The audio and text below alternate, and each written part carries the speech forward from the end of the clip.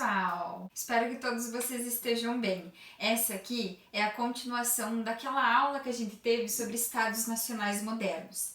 Depois que a gente entendeu os antecedentes desses estados nacionais modernos, como que eles aconteceram, como que o poder se concentrou na mão do rei, agora nós precisamos estudar como que essa sociedade absolutista ela se comportava. Esses reis que tinham o poder concentrado todo nas suas mãos, eles começaram a querer mostrar o seu poder para a população.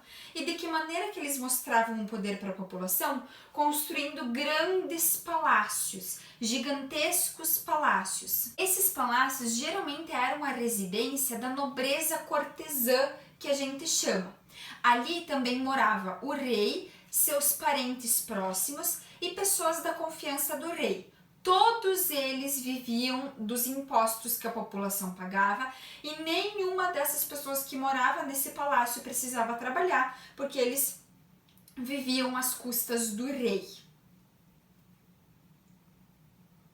Essa nobreza cortesã que a gente chama, eles eram responsáveis por propagar os bons hábitos daquela sociedade. O que seria isso?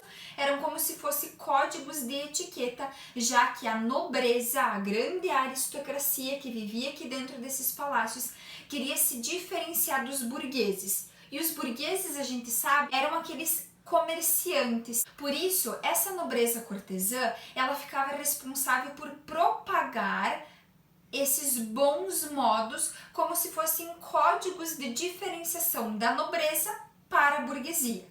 Alguns desses códigos estavam relacionados, por exemplo, à maneira de se sentar à mesa, à maneira de utilizar os talheres. Por isso que nesse período, se você vai assistir um seriado ou um filme da Idade Moderna, do período do absolutismo, você vai ver nas grandes mesas desses palácios gigantescos que vai ter uma infinidade de talheres. Então, se você soubesse utilizar todos aqueles talheres, parabéns, você fazia parte da nobreza. Agora, se você se sentava à mesa e não sabia direito para que tudo aquilo funcionava, você já era visto como um burguês qualquer que não sabia utilizar todos aqueles utensílios de requinte e riqueza. Além disso, era visto como bons hábitos a maneira de falar, a maneira de se vestir, a maneira de se portar em público, a maneira de dançar. Por isso que dentro desses palácios, os reis eles propiciavam grandes festas, grandes banquetes, para que eles pudessem ver exatamente quem tinha esses bons modos, que aí fazia parte da nobreza, e quem não tinha, que aí fazia parte da burguesia. A nobreza, portanto, se sentia culta, educada, intelectualizada e via a burguesia como mal educados, como sem modos, como sem bons hábitos. A burguesia, por sua vez, ela patrocinava aquelas obras de arte do período do Renascimento cultural justamente para tentar se igualar ao seu status social à nobreza. Além disso, a burguesia procurava seguir todos os manuais de etiqueta e de bons hábitos e costumes que eram lançados pela nobreza, especialmente aqui por pessoas da parte da nobreza cortesã. Esses manuais de bons hábitos e costumes que eram produzidos pela nobreza cortesã acabaram virando assunto para muitas pesquisas de muitos intelectuais dos dias de hoje. Um deles é um autor chamado Norbert Elias. E esse livro que eu trago para vocês, O Processo Civilizador, vai trazer uma análise de diversos manuais de etiqueta e um dos principais deles foi escrito por um cara chamado Erasmo de Roterdã. Vou ler para vocês um trechinho de um desses manuais que se localiza na página 96 desse livro aqui. Se um guardanapo é fornecido, ponha-o sobre o ombro esquerdo ou no braço. Se está sentado com pessoas de categoria, tire o chapéu e cuide para que o cabelo esteja bem penteado.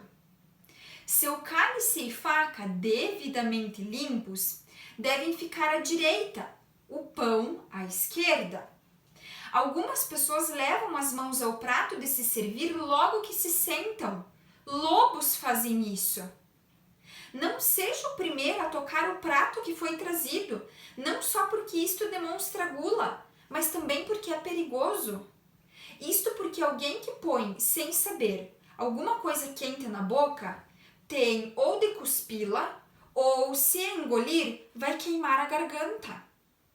Em ambos os casos, ele se torna tão ridículo como digno de pena. É grosseiro enfiar os dedos no molho. Deve tirar o que quer com faca e garfo. Não deve procurar em todo o prato a melhor parte, mas pegue o que por acaso estiver à sua frente. Se lhe oferecem alguma coisa líquida, prove-a e devolva a colher, mas antes seque-a em seu guardanapo. É feio lamber os dedos gordurosos ou secá-los no casaco. Melhor é usar a toalha da mesa ou o guardanapo. Esses manuais, eles geralmente eram indicados tanto à nobreza quanto aos burgueses. A nobreza, porque precisava cada vez mais aperfeiçoar esses hábitos e etiquetas. Eram destinados também aos burgueses, que poderiam analisar, estudar, praticar para tentar se comparar à nobreza desse período. A sociedade absolutista, portanto, ela estava marcada, em primeiro lugar, por luxuosos palacetes que eram construídos pela nobreza para que o rei permanecesse ali. Em segundo lugar, por essa propagação desses bons hábitos. As pessoas viam como bons hábitos mais ou menos aquilo que nós já discutimos. Mas e hoje? Pare para pensar. O que nós, como sociedade, consideramos bons ou maus hábitos?